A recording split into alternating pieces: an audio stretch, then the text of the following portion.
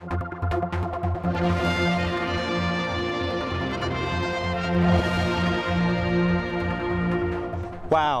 here we are, back on. It's like, this is my first real TT interview, I think, Peter, for the year. Wow. Like, you have physicality in place.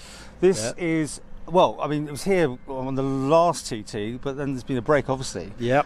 It looks bigger. Is it going on? Yeah, well, there's we're nice rows of cabins here, but there's more rows. 168 rooms, cabins this year, all twin bedded with an ensuite bathroom. They're small, compact, but very comfortable, and our guests liked them in 2019, so we're actually managed to nearly fill them for most of practice week, and funny enough, a few vacancies in race week, just because people can't get home, you know. But no, we've had 3 years to sell it, though, sadly, very sadly, because that's been the major challenge for all of us in the tourism, and we're the specialists in TT, so it's been quite hard. We've been on government life support, I think, for 2 or 3 years, but we're here, and the bookings are good. We're going to have about 300 people on site most of the time, I think.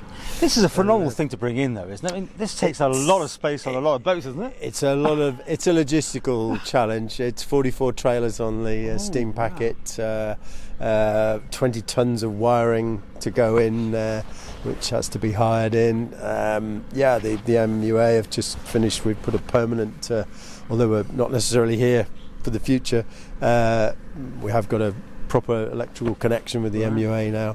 So it's a big logistical challenge. The team have been busy. We started, fortunately, a little bit earlier this time, but we're still, a bit to finish off, but we've got most of the rooms ready now. So firstly, you probably didn't know exactly where you're going to go. You've probably learned some lessons from it as well. We were right against it there. We just got finished, as the first guests arrived in 2019, and but it went okay. Yeah.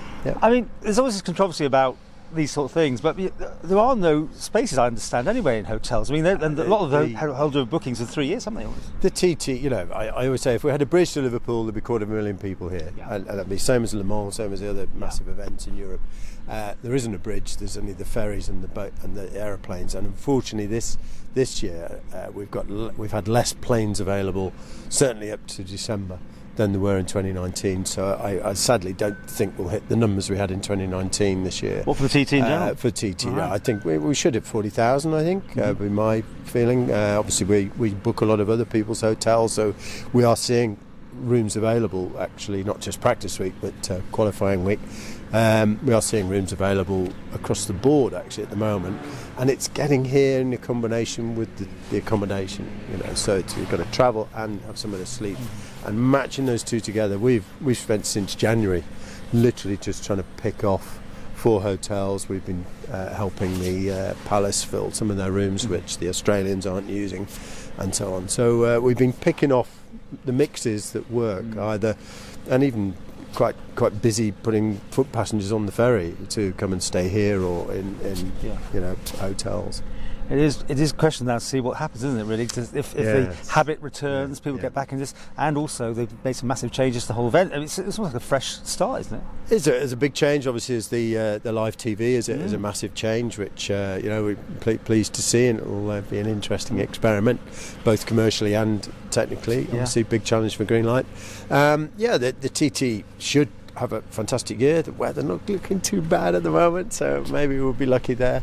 I'm very excited about it. It's nice to feel the pace of the island picking up. You can just feel that pace picking up. Should just touch on the fact that you did try to put a second one of these in, didn't work out this year. Will you still be looking at other sites, other ideas again, or is it just too much? That was a desperately disheartening exercise. I never caught up to in the end. No, we just ran up against 3 different government departments and 4 different reasons found why it wasn't going to happen in a time scale that was workable. So you look at it again? Just thought, we're not getting anywhere with this. Never say never. Never say never. These are a great solution for a temporary accommodation facility, and if you can put them by the sea and looking like dress them up as beach huts, that seemed like a good idea to me. But not everybody else thought the same. So people staying here for any spare accommodation, what do they get? Is it it's a container size, isn't it? We have a really good catering team on who do. We don't do full hot breakfast yet. Maybe in the future we might. But we've got a really good. They get a really nice continental breakfast. There's a big marquee goes over there. There's teas, coffees, and refreshments all day. And we have TV. And what do the rooms do? Is it double or single? Or they're twin rooms, twin rooms. They all have a shower and a toilet. They have some heating. They're extremely well insulated. People say they can hardly hear a thing, when the door's shut, etc. They are, as I say, well insulated, very secure, and they're comfortable. The beds are fairly comfortable, but they're small. But you can't be much nearer the action anyway. That's for sure. No. We have some sponsors staying with us. We have some event sponsors, two corporate groups. Motul that bring in their guests here. We have some VIP type people I might mention, and we royalty. Have Peter Hickman's team are staying with us, and so we've got some interesting guests who want to be right near the action, and it's got enough parking for cars and bikes. We lay everything out, so it's a nice self-contained unit. It's so strange to think this was the Arnhem Prison, the original site, wasn't it? It's the biggest hotel. I think I'm correct. It's the biggest hotel on the island now, 168 rooms. So we're quite proud of that, really. I grew up in a hotel. It wasn't 168 rooms.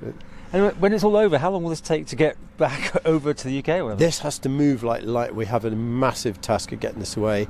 The wiring is, I think, booked to Glastonbury by Thursday or something. Right. The cabins, most of the cabins have to be they have to start shipping off Tuesday night or Tuesday morning actually, and we have to be clear by the end of the week, by the end Friday after the TT, totally clear, because this lot is all going to Glastonbury.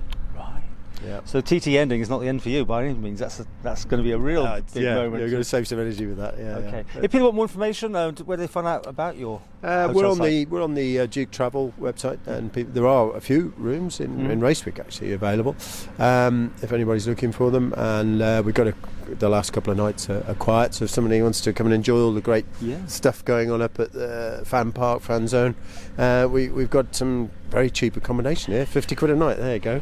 So for the last couple of nights.